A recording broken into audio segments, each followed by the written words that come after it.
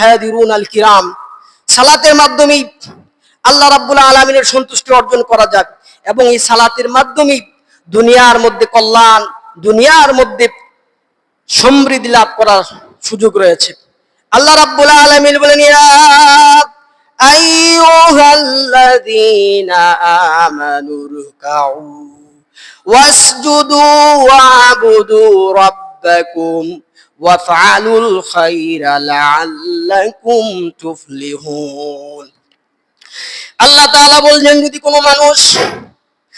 কোনো মানুষ নিজেকে সমৃদ্ধিশালী মনে করতে চায়, যদি কোনো মানুষ চায় আমি সমৃদ্ধিশালী হব, আমি দুনিয়ার জমিনে সফল মানুষ হব, আমি দুনিয়ার জমিনে কল্যাণকামী মানুষ হব, আল্লাহ রাব্বুল আলামিন বলেন তাহলে তুমি যে কাজগুলা করবে, 1 নম্বরে হচ্ছে ওয়ারকাউ, তুমি আমার দিকে অবনত হও। 2 নম্বরে হচ্ছে ওয়াসজুদু, আমি আল্লাহ রাব্বুল আলামিনের প্রতি সিজদা অবনত হও। 3 নম্বর হচ্ছে ওয়াফালুল খায়রা, ভালো ভালো কাজ করার জন্য চেষ্টা করো, উত্তম উত্তম কাজ করার জন্য চেষ্টা করো, তাহলে আমি আল্লাহ রাব্বুল আলামিন লাআল্লাকুম তুফলিহুন, তাহলে তোমরা সফল কাম হতে পারবে।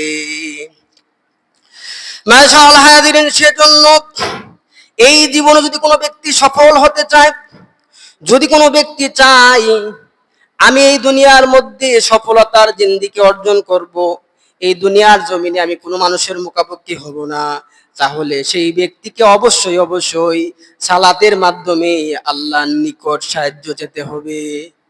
নামাজ হচ্ছে, কোরআনের ভাষায় নামাজ হচ্ছে জীবন, কোরআনের ভাষায় আল্লাহর ইবাদত করা হচ্ছে জীবন।